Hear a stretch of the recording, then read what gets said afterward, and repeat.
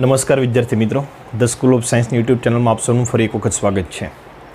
મિત્રો, આપણે પી પ્રકાર અને એન પ્રકારનો અર્ધવાહક જોયો. ત્યારબાદ આપણે પીએન જંક્શન ડાયોડ પણ જોયેલો, પણ થોડીક ટેકનિકલ કારણોને કારણે આ લેક્ચર ફરીથી બનાવવાનું આયોજન કરેલું છે. મિત્રો, પીએન જંક્શન ડાયોડ એટલે શું? સામાન્ય રીતે આપણે પી પ્રકારનો અર્ધવાહક સિંગલ એન પ્રકારનો અર્ધવાહક આપણે ઉપયોગમાં લઈ શકતા નથી, એનું કંઈ કામ પણ નથી.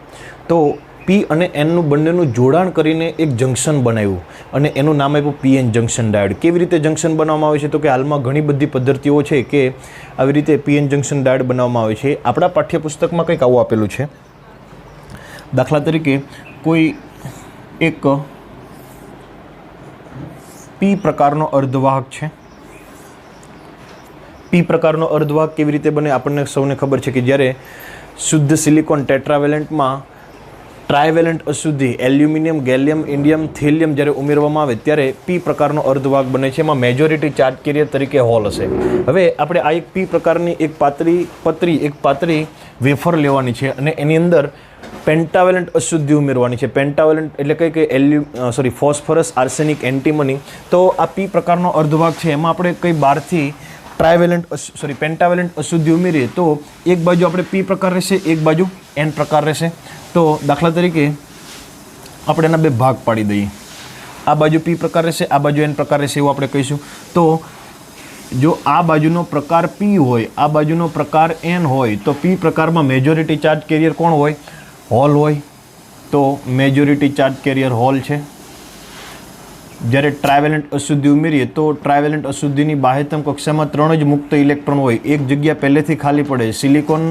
શુદ્ધ સિલિકોન હોય તો એને 4 ઇલેક્ટ્રોનની જરૂર પડે. જ્યારે ટ્રાયવેલેન્ટ અશુદ્ધિ ઉમેરવાથી પહેલેથી જ એક હોલ ખાલી પડે. એટલે મેજોરિટી ચાર્જ કેરિયર તરીકે હોલ હોય અને માઇનોરિટી ચાર્જ કેરિયર તરીકે ઇલેક્ટ્રોન હોય. ઇલેક્ટ્રોનને આપણે આવા ડેશ વડે દર્શાવીશું, જેની સંખ્યા સૌથી ઓછી હોય. એટલે પી પ્રકારના અર્ધવાહકમાં આવું લખી શકાય કે NH > NE. હોલની સંખ્યા ઘનતા પી પ્રકારમાં વધારે હોય. હવે એન પ્રકારની વાત કરવી હોય તો એન પ્રકારમાં મેજોરિટી ચાર્જ કેરિયર તરીકે કોણ હશે? તો કે ઇલેક્ટ્રોન હશે. મોટા ભાગના ઇલેક્ટ્રોન હશે. જ્યારે શુદ્ધ ટેટ્રાવેલેન્ટ સિલિકોનની અંદર પેન્ટાવેલેન્ટ, ફોસ્ફરસ, આર્સેનિક, એન્ટીમની ઉમેરવામાં આવે ત્યારે એની બાહ્યતમ કક્ષામાં 5 ઇલેક્ટ્રોન હોય છે. 5 ઇલેક્ટ્રોન હોવાથી એક ઇલેક્ટ્રોન પહેલેથી જ વધારે મળે છે. એટલે જેટલા અશુદ્ધ પરમાણુ હોય, આ અશુદ્ધ પરમાણુને શું કહેવામાં આવે છે? ડોનર પરમાણુ કહેવામાં આવે છે. ડોનર અશુદ્ધિ કહેવામાં આવે છે. કેમ? તો કે એ પહેલેથી જ એક ઇલેક્ટ્રોનનું દાન કરે. જ્યારે આમાં જે ટ્રાયવેલેન્ટ અશુદ્ધિ ઉમેરવામાં આવે એને કઈ અશુદ્ધિ કહેવામાં આવે છે? એક્સેપ્ટર અશુદ્ધિ કહેવામાં આવે. કારણ કે એ હોલ છે એ ધન હોવાનો ભાસ કરાવે છે અને એ ઇલેક્ટ્રોનને પોતાની તરફ આકર્ષણ કરે છે. ઇલેક્ટ્રોનને પોતાની તરફ ધન વિદ્યુતભાર જ આકર્ષણ કરી શકે. આથી આ ધન હોવાની વૃત્તિ રાખે છે. તો આમાં મેજોરિટી ચાર્જ કેરિયર તરીકે કોણ હશે? ઇલેક્ટ્રોન. અને માઇનોરિટી ચાર્જ કેરિયર તરીકે કોણ હશે? હોલ હશે. તો થોડાક હોલ દર્શાવી દીધા. આની અંદર આપણે કહેવું હોય તો સંખ્યા ઘનતા કોની વધારે છે? ઇલેક્ટ્રોનની સંખ્યા ઘનતા વધારે હશે. તો અહીંયા આવું કહી શકાય કે Ne > NH. તો એક બાજુ પી પ્રકારનો અર્ધવાહક છે, એક બાજુ એન પ્રકારનો અર્ધવાહક છે. બંનેનું જોડાણ થાય. આ જોડાણ કયા પ્રકારનું હોય છે? તો કે ધાત્વીય જોડાણ હોય. યાદ રાખજો મિત્રો, ધાત્વીય જોડાણથી જોડાયેલા હોય છે. પીએન જંક્શન ડાયોડમાં પી પ્રકાર અને એન પ્રકાર ધાત્વીય જોડાણ દ્વારા, ધાત્વીય બંધ દ્વારા જોડાયેલા હોય છે. તો અહીંયા હોલની સંખ્યા ઘનતા વધારે છે, અહીંયા ઇલેક્ટ્રોનની સંખ્યા ઘનતા વધારે છે. તો આ બે સંખ્યા ઘનતાના તફાવતને કારણે ઇલેક્ટ્રોનનું આ બાજુથી આ બાજુ ડિફ્યુઝન થશે. મિત્રો, અહીંયા બે પ્રકારના પ્રવાહનું નિર્માણ થશે. એક ડિફ્યુઝન પ્રવાહ અને એક ડ્રિફ્ટ પ્રવાહ. યાદ રાખજો, બે પ્રવાહ હશે. એક આવશે ડિફ્યુઝન પ્રવાહ અને બીજો આવશે ડ્રિફ્ટ પ્રવાહ. ડિફ્યુઝન પ્રવાહનું ગુજરાતી એ લોકોએ કરેલું છે વિસરણ પ્રવાહ. વિસરણ પ્રવાહ અને આને વિસ્તરણ પ્રવાહ કીધેલું છે. મિત્રો, ડિફ્યુઝન ક્યારે થાય, ડ્રિફ્ટ ક્યારે થાય? યાદ રાખજો, ડિફ્યુઝન છે એ મોટે ભાગે પહેલાંથી શબ્દ યાદ રાખી કે ડિફ્યુઝન પ્રવાહ જે હોય એ મેજોરિટીને કારણે હોય છે. મેજોરિટી ચાર્જ કેરિયરને કારણે હોય છે. અને ડ્રિફ્ટ પ્રવાહ છે એ માઇનોરિટી ચાર્જ કેરિયરને કારણે હોય છે. ડિફ્યુઝન પ્રવાહ મેજોરિટીને ચાર્જ અને ડ્રિફ્ટ પ્રવાહ માઇનોરિટીને કારણે હોય છે.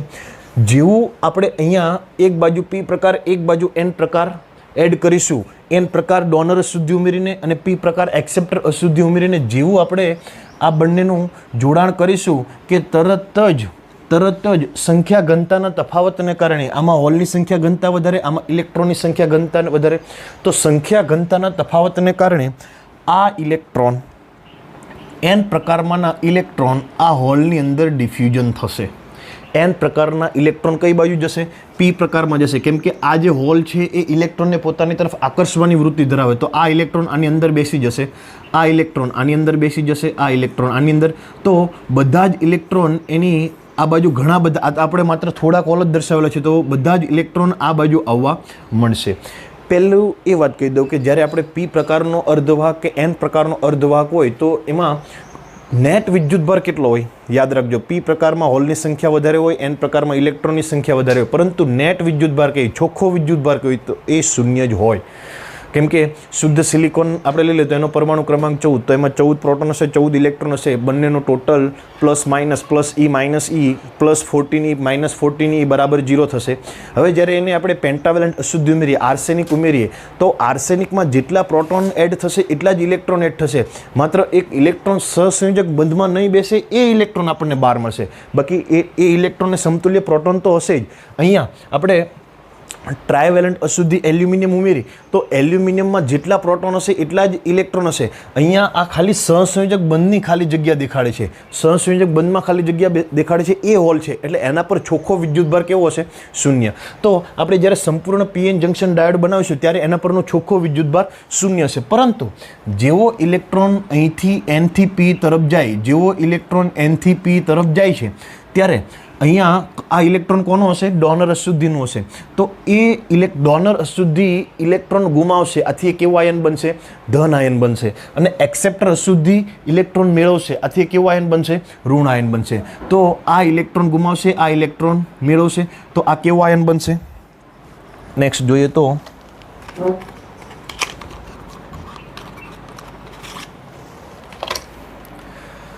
આ ધન આયન બનશે, ધન આયન બનશે.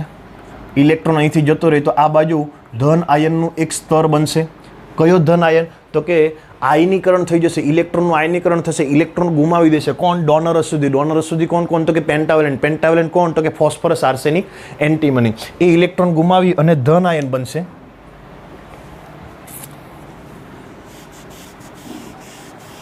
આ ઇલેક્ટ્રોન ગુમાવશે, ધન આયન બનશે.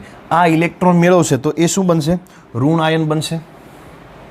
હોલમાં ઇલેક્ટ્રોનનું શું થશે? ડિફ્યુઝન થશે, તો એ ઋણ આયનનું સ્તર બનશે. કોનો ઋણ આયન? તો કે એક્સેપ્ટર ઋણ આયન બનશે. એક્સેપ્ટર સુધી એક્સેપ્ટરની અંદર હોલ હતો. એક્સેપ્ટર જ્યારે સિલિકોન સાથે જોડાયેલું હતું ત્યારે એની અંદર હોલ હતો, તો અહીંથી ઇલેક્ટ્રોન અહીંયા આવીને ઇલેક્ટ્રોન આમાં બેસે તો એનું પણ એ કેવો થઈ જશે? એક્સેપ્ટર ઋણ આયનીકૃત થઈ જશે, આયનીકરણ થઈ જશે, એટલે એ ઇલેક્ટ્રોન મેળવશે. આથી અહીંયા એક્સેપ્ટર ઋણ આયનનું સ્તર બનશે, અહીંયા ડોનર ધન આયનનું સ્તર બનશે, આયનીકરણ થઈ જશે. એટલે થોડાક સમયમાં અહીંયા જે જંક્શન હતું, ધાત્વીય જોડાણ હતું, ત્યાંથી ઇલેક્ટ્રોન અહીંથી અહીંયા બેસશે, પછી ત્યાં એક સ્તર બનશે. હજુ ઇલેક્ટ્રોન આમ જોવા જઈએ તો વિદ્યુત ક્ષેત્ર કઈથી કઈ બાજુનું હોય? તો હંમેશા યાદ રાખજો, વિદ્યુત ક્ષેત્ર તમે ચેપ્ટર નંબર 1માં ભણી ગયા કે વિદ્યુત ક્ષેત્ર હંમેશા ધન વિદ્યુતભારથી ઋણ વિદ્યુતભાર તરફનું હોય. વિદ્યુત ક્ષેત્ર હંમેશા ધન વિદ્યુતભારથી ઋણ વિદ્યુતભાર તરફનું હોય. તો અહીંયા આ ધનવાળું એક સ્તર બનશે, એક ઋણવાળું એક સ્તર બનશે. તો અહીંથી આ બાજુનું વિદ્યુત ક્ષેત્ર હશે. તો ઇલેક્ટ્રોન છે કઈ બાજુ ગતિ કરશે? તો કે અહીંયા આપણે ઇલેક્ટ્રોનને મૂકીએ તો ઇલેક્ટ્રોન ધન બાજુ ગતિ કરશે કે ઋણ બાજુ ગતિ કરશે? તો કે ઇલેક્ટ્રોન ધન બાજુ ગતિ કરશે. એટલે વિદ્યુત ક્ષેત્રની દિશામાં કે વિદ્યુત ક્ષેત્રની વિરુદ્ધ દિશામાં? વિદ્યુત ક્ષેત્રની વિરુદ્ધ દિશામાં. પરંતુ કોઈ ઇલેક્ટ્રોન, દાખલા તરીકે એક ઇલેક્ટ્રોન અહીંયા છે, એમની પાસે આ વિદ્યુત ક્ષેત્રને વટાવી જવા પૂરતી ઉર્જા હશે તો એ સરળતાથી આ બાજુ જઈ શકશે. પરંતુ જો ઇલેક્ટ્રોન પાસે એટલી ઉર્જા નહીં હોય તો એ ઇલેક્ટ્રોન એ બાજુ જઈ શકશે નહીં.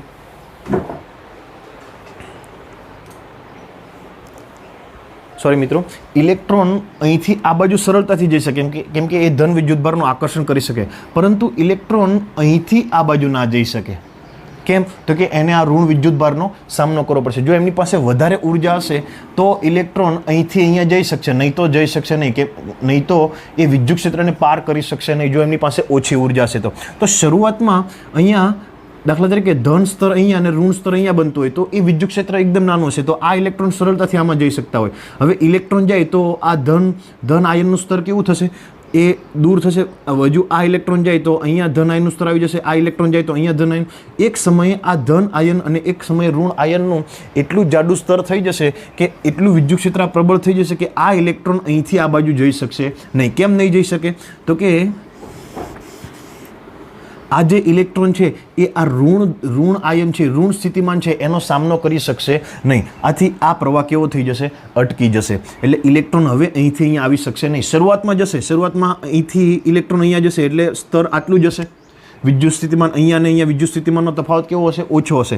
તો એ આ ઇલેક્ટ્રોન્સ એમની પાસે એટલી ઉર્જા હશે કે એ આ બાજુ જઈ શકે. તો હજુ વિદ્યુત સ્થિતિમાન વધશે, હજુ ઇલેક્ટ્રોન અહીંથી આ બાજુ, હજુ વિદ્યુત સ્થિતિમાન. પણ એક વિદ્યુત સ્થિતિમાન એવું આવી જાય કે હવે ઇલેક્ટ્રોન અહીંથી અહીંયા જઈ શકશે નહીં. તો ત્યાર પછી આ ઇલેક્ટ્રોન અહીંથી અહીંયા આવવાનું શું કરી દેશે? બંધ કરી દેશે. તો જે ઇલેક્ટ્રોન N વિભાગમાંથી ઇલેક્ટ્રોન P વિભાગમાં આવે, આ ઇલેક્ટ્રોનનું વહન થાય, એ જે પ્રવાહ હોય એને ડિફ્યુઝન પ્રવાહ કહેવામાં આવે છે. કેમ કે એ ઇલેક્ટ્રોન છે હોલનું ડિફ્યુઝન કરી નાખે છે. આ ઇલેક્ટ્રોન છે આ બાજુ આવીને હોલની અંદર બેસી જાય અને હોલને ન્યુટ્રલ કરી નાખે છે. એમની પાસે જે ચોખ્ખો ધન વિદ્યુતભાર જેવી વૃત્તિ ધરાવતો તો એની અંદર બેસીને સ્થિર થઈ જાય છે. તો આ થયું ઇલેક્ટ્રોનનો ડિફ્યુઝન પ્રવાહ. તો અહીંયા ડિફ્યુઝન પ્રવાહ કોને કારણે? મેજોરિટીને કારણે. આપણે કીધું કે ઇલેક્ટ્રોન આ બાજુથી આ બાજુ આવે તો અહીંયા ઇલેક્ટ્રોન કોણ છે? મેજોરિટી કે માઇનોરિટી? મેજોરિટી છે. તો મેજોરિટીને કારણે જે વિદ્યુત વહન થાય એ ડિફ્યુઝન પ્રવાહ, વિસરણ પ્રવાહ કે મેજોરિટીને કારણે વહન થાય છે.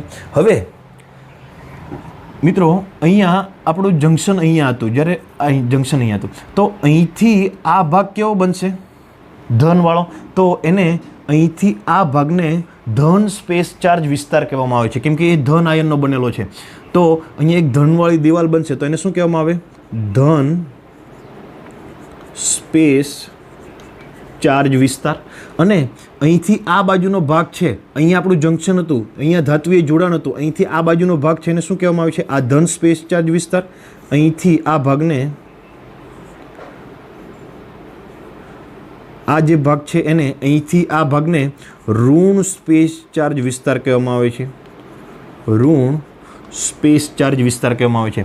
અહીંથી આ ભાગ ધન સ્પેસ ચાર્જ વિસ્તાર, અહીંથી આ ભાગ ઋણ સ્પેસ ચાર્જ વિસ્તાર. હવે આ જે ભાગ છે, આ જે વિસ્તાર છે, એમાં કોઈ મુક્ત ઇલેક્ટ્રોન હોતો નથી, કોઈ હોલ હોતો નથી. ઇલેક્ટ્રોન અહીંથી આવી ગયા અને હોલમાં બેસી ગયા, ન્યુટ્રલ થઈ ગયું. ઇલેક્ટ્રોન અહીંથી આવી ગયા, હોલમાં બેસી ગયા, ન્યુટ્રલ થઈ ગયું. એટલે આ ભાગમાં કોઈ ચાર્જ કેરિયર જોવા મળશે નહીં. એ જે સ્પેસ ચાર્જ વિસ્તાર છે, ધન સ્પેસ ચાર્જ વિસ્તાર અને ઋણ સ્પેસ ચાર્જ વિસ્તાર, એની અંદર કોઈ અહીંયા મુક્ત ઇલેક્ટ્રોન નહીં હોય, અહીંયા હોલ નહીં હોય. એટલે ચાર્જ કેરિયર એમાં હશે નહીં. તો ચાર્જ કેરિયર સિવાયનો ચાર્જ કેરિયર હવે આટલા વિસ્તારમાં જ છે. N વિભાગમાં આટલા વિસ્તારમાં છે, P વિભાગમાં આટલા વિસ્તારમાં છે. આ વિસ્તારમાં કોઈ ચાર્જ કેરિયર નથી. આ વિસ્તારમાં હશે પણ શું હશે? શુદ્ધ સિલિકોનનું જોડાણ, કે જેમાં બધા જ સહસંયોજક બંધ કમ્પ્લીટ ભરાઈ ગયેલા હશે. અહીંયા એ તો સમગ્ર ઓલામાં હશે જ. આપણે ખાલી શુદ્ધ સિલિકોનનું જોડાણ તો અહીંયા પણ હશે, અહીંયા પણ હશે, પણ આ બાજુ ઇલેક્ટ્રોન વધારાના છે એ જ ખાલી દેખાડેલા છે, હોલ ઓછા છે એ જ ખાલી દેખાડેલા છે. અહીંયા પણ શુદ્ધ સિલિકોનનું જોડાણ તો હશે જ, પણ વધારાના હોલ અને ઇલેક્ટ્રોન જ માત્ર દેખાડેલા છે. તો જ્યાં ચાર્જ કેરિયર સિવાયનો જે પણ વિસ્તાર છે કે જ્યાં કોઈ મુક્ત ઇલેક્ટ્રોન નથી કે કોઈ હોલ નથી, એ વિસ્તારને, આટલા વિસ્તારને ધન સ્પેસ ચાર્જ અને ઋણ સ્પેસ ચાર્જ વિસ્તારને ડેપ્લેશન સ્તર કહેવામાં આવે છે. શું કહેવામાં આવે? ડેપ્લેશન સ્તર. આ દરેકે દરેક શબ્દ મિત્રો યાદ રાખજો. ડેપ્લેશન સ્તરની અંદર પરિણામી વિદ્યુતભાર કેટલો હશે? 0. અહીંયા કોઈ જ મુક્ત ઇલેક્ટ્રોન નહીં હોય, કોઈ જ હોલ નહીં હોય, માત્ર અહીંથી આ બાજુનું વિદ્યુત સ્થિતિમાન હશે મિત્રો. અહીંયા એક ધન આયનવાળી દિવાલ બનશે, અહીંયા એક ઋણ આયનવાળી દિવાલ બનશે. આ ઇલેક્ટ્રોન અહીંથી આ બાજુ નહીં જઈ શકે, આ હોલ અહીંથી આ બાજુ નહીં જઈ શકે. તો મિત્રો મેં એમ કીધું કે આ ઇલેક્ટ્રોનને અહીંયા જવું છે, પણ આ ઋણ દિવાલનો એને સામનો કરવો પડે છે. એ ઋણ એટલે શરૂઆતમાં આ ઇલેક્ટ્રોન ઝડપથી અહીંથી અહીંયા જશે, શરૂઆતમાં ઝડપથી ઇલેક્ટ્રોન અહીંથી અહીંયા જશે, એની દૂરના જતા. એટલે શરૂઆતમાં ડિફ્યુઝન પ્રવાહ કેવો હશે?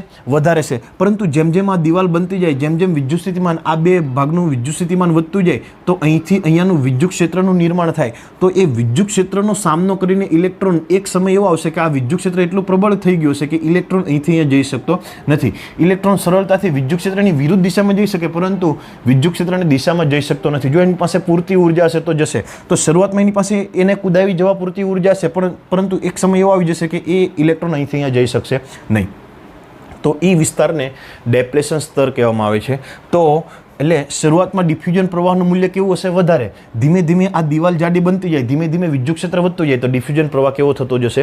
ઘટતો જશે. અને એક સમયે કેવું થઈ જશે? ડિફ્યુઝન પ્રવાહ અટકી જશે. બધા જ મેજોરિટી, કેમ કે આ વિદ્યુત ક્ષેત્ર એટલું પ્રબળ થઈ ગયું હશે તો ડિફ્યુઝન પ્રવાહ અટકી જશે. તો મિત્રો બીજી વાત એ છે કે આપણે એમ કીધું કે ઇલેક્ટ્રોન છે એ વિદ્યુત ક્ષેત્રની વિરુદ્ધ દિશામાં સરળતાથી ગતિ કરી શકે. તો આ એન પ્રકારમાં અહીંયા પી પ્રકારમાં આ ઇલેક્ટ્રોન છે, શું એનું વહન થશે? તો કે આ ઇલેક્ટ્રોન સરળતાથી આ બાજુ જઈ શકશે, સરળતાથી આ બાજુ જઈ શકશે, સરળતાથી આ બાજુ જઈ શકશે, પરંતુ એમની સંખ્યા કેટલી? એકદમ ઓછી. હવે આ ઇલેક્ટ્રોન સરળતાથી આ બાજુ જઈ શકે, પરંતુ એક સમય એનો પણ એવો આવશે કે આ ઇલેક્ટ્રોનને આ બાજુ જવું છે, પરંતુ આ ઋણ દિવાલનો સામનો કરવો પડશે, કેમ કે આ જે ઋણ આયનવાળું જે એક્સેપ્ટર આયનીકૃત છે એમને આ ઇલેક્ટ્રોનને એ જવા દેશે નહીં, એટલે પછી એ પણ અટકી જશે. તો આ થઈ ગયું આપણું પીએન જંકશન ડાયોડ. મિત્રો યાદ રાખજો કે શરૂઆતમાં આ ઇલેક્ટ્રોન અહીંથી અહીંયા જઈ શકશે. શું કામ જઈ શકશે? આ ઇલેક્ટ્રોન આ બાજુ શું કામ જઈ શકે? કેમ કે શરૂઆતમાં વિદ્યુત ક્ષેત્ર ઓછું હશે, આ ઋણ દિવાલ કેવી હશે? ઓછી હશે. તો એ જે પ્રવાહ છે એ પ્રવાહ કેવો હશે? ડ્રિફ્ટ પ્રવાહ હશે. ડ્રિફ્ટ પ્રવાહ કોને કારણે? માઇનોરિટીને કારણે. આમાં ઇલેક્ટ્રોન અહીંથી આ બાજુ જાય તો આમાં ઇલેક્ટ્રોન કેવો છે? માઇનોરિટી છે. તો ડિફ્યુઝન અને ડ્રિફ્ટ પ્રવાહ એક જ દિશામાં હોય કે અલગ અલગ દિશામાં? અલગ અલગ દિશામાં હોય છે, વિરુદ્ધ દિશામાં હોય છે. ડિફ્યુઝન પ્રવાહ અહીંથી આ બાજુ હોય, જ્યારે ડ્રિફ્ટ પ્રવાહ અહીંથી આ બાજુ હોય. શરૂઆતમાં ડિફ્યુઝન પ્રવાહ કેવો હોય? વધારે હોય. ધીમે ધીમે ડિફ્યુઝન પ્રવાહ કેવો થતો જાય? ઘટતો જાય. જ્યારે બુકમાં આપણને એવું આપેલું છે કે જ્યારે ડિફ્યુઝન પ્રવાહ અને ડ્રિફ્ટ પ્રવાહ જ્યારે સમાન થાય ત્યારે આ પ્રોસેસ અટકી જાય, ત્યારે આપણું આ પીએન જંકશન ડાયોડ તૈયાર થઈ જાય. તો મિત્રો આ થયું પીએન જંકશન ડાયોડ. હવે અહીંયા આપણે એમ કીધું કે અહીંથી અહીંયાનું વિદ્યુત ક્ષેત્ર છે, તો વિદ્યુત ક્ષેત્ર હોય તો અહીંયા કંઈક ધન સ્થિતિમાન હશે, અહીંયા કંઈક ઋણ સ્થિતિમાન હશે. આ વિસ્તારને શું કહેવામાં આવે છે? આખા વિસ્તારને ડેપ્લેશન સ્તર, આ વિસ્તારને ધન સ્પેસ ચાર્જ વિસ્તાર, આ વિસ્તારને ઋણ સ્પેસ ચાર્જ વિસ્તાર. હવે જ્યાં ડેપ્લેશન સ્તર છે મિત્રો, આ જે ડેપ્લેશન સ્તર છે આ વિસ્તારને શું કહેવામાં આવે? ડેપ્લેશન સ્તર. ડેપ્લેશન સ્તરની જાડાઈ કેટલી હોય છે મિત્રો? તો યાદ રાખજો, માઇક્રોમીટરના 10મા ભાગની હોય છે. ડેપ્લેશન સ્તરની જાડાઈ માઇક્રોમીટરના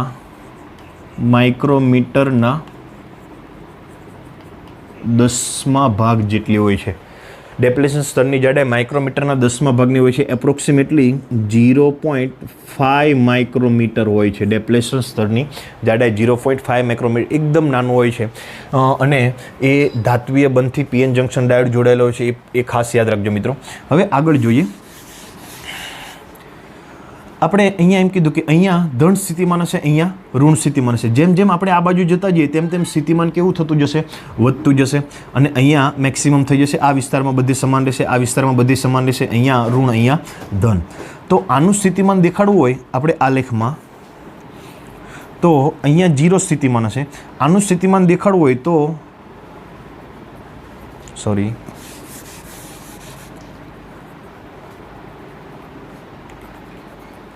આ ભાગનું સ્થિતિમાન દેખાડવું હોય તો ત્યાં વધારે વિદ્યુત સ્થિતિમાન હશે, પોઝિટિવ વિદ્યુત સ્થિતિમાન હશે. આ બાજુ સ્થિતિમાન દેખાડવું હોય તો આના કરતાં કેવું? ઓછું નેગેટિવ સ્થિતિમાન હશે. જેમ જેમ આ બાજુ જતા જઈએ તો આ પોઝિટિવ સ્થિતિમાન, આ નેગેટિવ સ્થિતિમાન. જેમ જેમ આ બાજુ જતા જઈએ તેમ તેમ સ્થિતિમાન કેવું થતું જશે? વધતું જશે. તો અહીંયા ઓછું સ્થિતિમાન, અહીંયા વધારે સ્થિતિમાન. અહીંયા કેવું હશે? ધાત્વીય બંધ પાસે કેવું હશે? 0. એને આપણે ન્યુટ્રલ કહીએ, 0. હવે આ બે વચ્ચે વિદ્યુત સ્થિતિમાનનો જે તફાવત છે, કેટલો તફાવત છે? આટલો તફાવત છે. આ છેડા અને આ છેડા વચ્ચે વિદ્યુત સ્થિતિમાનનો જે તફાવત છે એને પોટેન્શિયલ બેરિયર કહેવામાં આવે છે. Potential barrier. આ જે ઊંચાઈ છે વિદ્યુત સ્થિતિમાનની, આ ગ્રાફમાં જે ઊંચાઈ છે એને પોટેન્શિયલ બેરિયર કહેવામાં આવે છે, જે અહીંયા અને અહીંયા વિદ્યુત સ્થિતિમાનનો તફાવત દેખાડે છે. એપ્રોક્સિમેટલી અહીંયા આપણે સામાન્ય રીતે 0.7 વોલ્ટ આપણે ધારી લઈએ. દાખલા તરીકે આ બે બિંદુ વચ્ચે આ ધન અને આ ઋણ વચ્ચે વિદ્યુત સ્થિતિમાનનો તફાવત 0.7 હોય તો અહીંયા 0.4 હશે. તો અહીંયા શું હશે? અહીંયા માઇનસ 0.35 હશે, પ્લસ 0.35 વોલ્ટ હશે. તો અહીંયા માઇનસ 0.35 વોલ્ટ હશે. તો બે વચ્ચેનો તફાવત કેટલો થઈ ગયો? 7. પણ એની કોઈ જરૂર નથી, આપણને બુકમાં આપેલું નથી એટલે દર્શાવવાની જરૂર નથી, તો એને આપણે દૂર કરી દઈએ. તો આજે અહીંયા ને અહીંયા જે વિદ્યુત સ્થિતિમાનનો તફાવત છે, વિદ્યુત ક્ષેત્ર ધનથી ઋણ તરફનું છે, એ બે તફાવતને શું કહેવામાં આવે છે? પોટેન્શિયલ બેરિયર કહેવામાં આવે છે. બે છેડા વચ્ચે વિદ્યુત સ્થિતિમાનના તફાવતને શું કહીશું? Potential barrier. બરાબર શબ્દો યાદ રાખજો મિત્રો. અને ડેપ્લેશન સ્તર અને ધન સ્પેસ ચાર્જ વિસ્તાર અને ઋણ સ્પેસ ચાર્જ વિસ્તાર. ડેપ્લેશન સ્તરની જાડાઈ 0.5 માઇક્રોમીટર. બે પ્રકારે વિદ્યુતનું વહન થાય, મેજોરિટી અને માઇનોરિટી. શરૂઆતમાં મેજોરિટી વધારે હોય, મેજોરિટીને ડિફ્યુઝન પ્રવાહ કહેવામાં આવે છે, અને એ ધીમે ધીમે શું થતું જાય છે? ઘટતું જાય છે. કેમ કે એ વિદ્યુત ક્ષેત્ર એટલું પ્રબળ થઈ જાય કે ઇલેક્ટ્રોન પાસે એટલી ઉર્જા હોતી નથી કે એ વિદ્યુત ક્ષેત્રની દિશામાં ગતિ કરી શકે. તો પછી ડિફ્યુઝન પ્રવાહ અટકી જાય છે અને ડ્રિફ્ટ પ્રવાહનું વહન થાય છે. જ્યારે ડિફ્યુઝન પ્રવાહ અને ડ્રિફ્ટ પ્રવાહ સમાન થાય ત્યારે આ પ્રોસેસ અટકી જાય છે અને અહીંયા બે છેડા વચ્ચે વિદ્યુત સ્થિતિમાનનો તફાવત મળે છે. જોજો મિત્રો, અહીંયા કોઈ પણ જાતની બેટરી જોડેલી નથી, માત્ર પી પ્રકાર અને એન પ્રકારને આપણે ખાલી જોઈન્ટ કર્યું. જોઈન્ટ કરવાથી આપણને બેટરી જેવું મળ્યું. 0.7 વોલ્ટની 0.8 વોલ્ટની 1 વોલ્ટની બેટરી આપણને એના દ્વારા મળી શકે. પછી તો એનો જેવો ઉપયોગ કરીએ આપણે, આવું જ સોલર પેનલમાં પણ આવું જ થાય છે કે એમાં શું કરવામાં આવે, જે આપણે સોલર સેલ જ્યારે ભણશું ત્યારે તમને ખબર પડશે. તો આ જે બે વચ્ચે વિદ્યુત સ્થિતિમાનનો તફાવત છે એને શું કહીશું? Potential barrier. હવે આપણે બુકમાં તમને કંઈક આવી આકૃતિ આપેલી છે.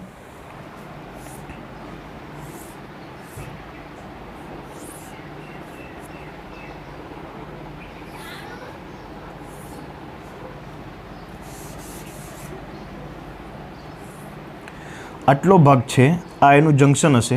આટલો ભાગ છે એ ધન સ્પેસ ચાર્જ વિસ્તાર,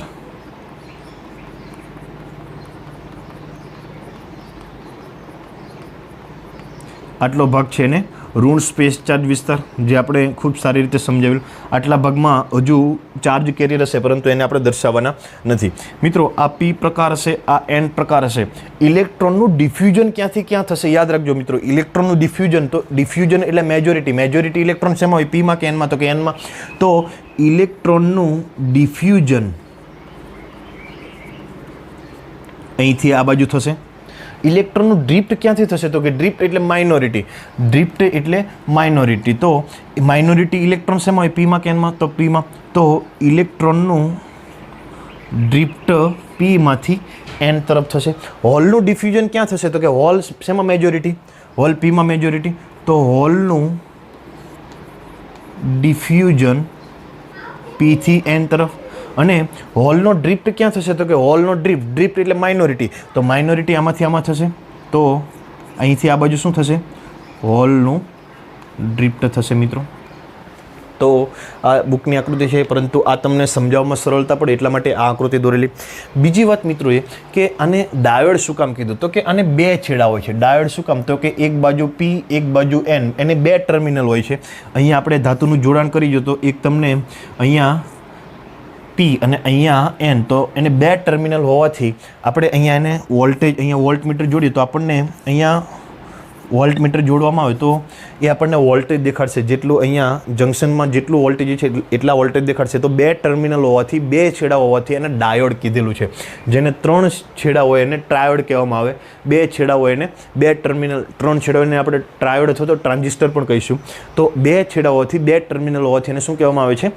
ડાયોડ કહેવામાં આવે છે. અને કેવો ડાયોડ? તો કે પી અને એનનું જંક્શન બનાવીને બનાવેલો ડાયોડ. હવે તમને ખબર છે મિત્રો કે આપણે અવરોધને સર્કિટમાં દર્શાવવો હોય તો આવી રીતે દર્શાવીએ. કોઈ અવરોધને સર્કિટમાં દર્શાવવો હોય તો આવી રીતે દર્શાવીએ. ઇન્ડક્ટરને દર્શાવવું હોય તો આવી રીતે દર્શાવીએ.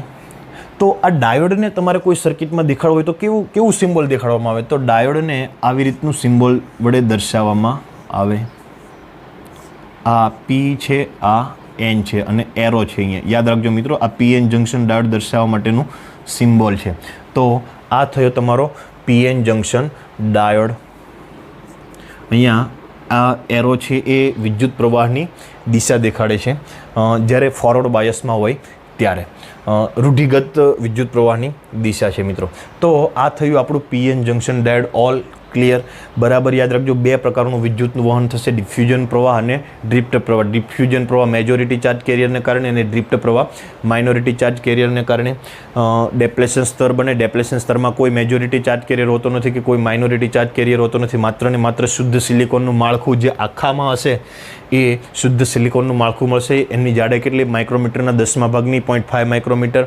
એક બાજુ ધન સ્પેસ ચાર્જ વિસ્તાર, એક બાજુ ઋણ સ્પેસ ચાર્જ વિસ્તાર. અહીંયા વધારે સ્થિતિમાન મળે, અહીંયા અહીંયા વધારે સ્થિતિમાન મળે, અહીંયા ઓછું સ્થિતિમાન મળે. તો આ બે વચ્ચે સ્થિતિમાનનો જે તફાવત છે, અહીંયા નેગેટિવ, અહીંયા પોઝિટિવ, તો આ બે વચ્ચે જે વિદ્યુત સ્થિતિમાનનો તફાવત છે એને પોટેન્શિયલ બેરિયર કહેવામાં આવે છે. આકૃતિ પ્રમાણે આપણે ડિફ્યુઝન કેવું હોય, ડિફ્યુઝનને વિસ્તરણ કહેવાય અને ડ્રિફ્ટને વિસ્તરણ કહેવાય, યાદ રાખજો. તો એનમાંથી પીમાં ઇલેક્ટ્રોનનું ડિફ્યુઝન થશે એનથી પી તરફ. તમને આવું પણ પૂછી શકે કે હોલનું ડિફ્યુઝન કઈથી કઈ તરફ થશે, તો હોલનું ડિફ્યુઝન પીથી એન તરફ. ડિફ્યુઝન એટલે મેજોરિટી અને ડ્રિફ્ટ એટલે માઇનોરિટી. વિસ્તરણ એટલે મેજોરિટી અને વિસ્તરણ એટલે માઇનોરિટી. તો આ થયું all about clear PN junction diode. હવે આપણે પીએન જંક્શન ડાયોડને બેટરી સાથે જોડવાની છે. બેટરી સાથે જોડવું એટલે કે બાયસ આપવું. બેટરી સાથે જોડવું એટલે બાયસ આપવું. બે પ્રકારના બાયસ આપી શકાય. જ્યારે પી સાથે બેટરીનો ધન અને એન સાથે બેટરીનો ઋણ, અથવા તો વિરુદ્ધ, પી સાથે બેટરીનો ઋણ અને એન સાથે બેટરીનો ધન.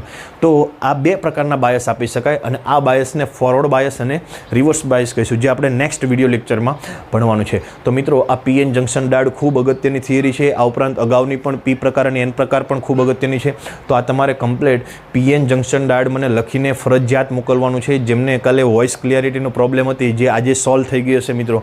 તો હવે આપણે ફોરવર્ડ બાયસ અને રિવર્સ બાયસ નેક્સ્ટ વિડીયો લેક્ચરમાં ભણીશું. અને દરેક બાળકે હોમવર્ક ફરજિયાત કરવાનું છે, કેમ કે આ હવે બીજી વખત સ્કૂલમાં ચલાવવામાં નહીં આવે. આ બધી મહેનત તમારા માટે જ છે મિત્રો. એટલે ફરી વખત સ્કૂલમાં, કેમ કે એટલો આપણી પાસે સમય પણ નહીં હોય, એટલે અહીંયા તમારે ક્લિયરલી સમજી લેવાનું છે. તમને જ્યાં પણ ના સમજ પડે ત્યાં તમારે ફોન કરીને અથવા તો વોટ્સએપમાં મેસેજ કરીને પણ તમે ગમે ત્યારે પૂછી શકો. તમે રાતના 12 પણ ફોન કરીને અથવા તો મેસેજ કરીને એનો રિપ્લાય તમને આપવામાં આવશે. તો દરેક બાળકે ખાસ નોંધ લેવાની છે. ડેઇલી ટેસ્ટ આપે, ડેઇલી રોજનું રોજે કરો. ફરી વખત ના કહેવું પડે, રોજનું રોજે કરો. અમે જે કહીએ એ પ્રમાણે મહેનત કરો. મિત્રો, તમને ખ્યાલ હશે કે આપણે SOSનું આ વખતનું ખૂબ સારું પરિણામ આવ્યું છે. આપણે ભાઈજી ચાવડા દીપ 99.81 PR લાવ્યો છે અને ફિઝિક્સમાં હાઈએસ્ટ માર્ક 94.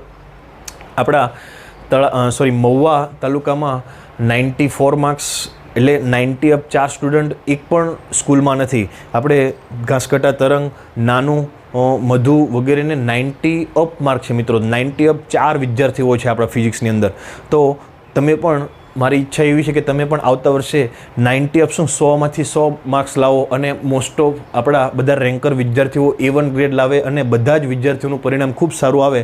તો અત્યારથી જ મહેનત શરૂ કરી દો અને દરેક બાળકે મને લેસન લખીને ફરજિયાત મોકલવાનું છે. ધન્યવાદ મિત્રો.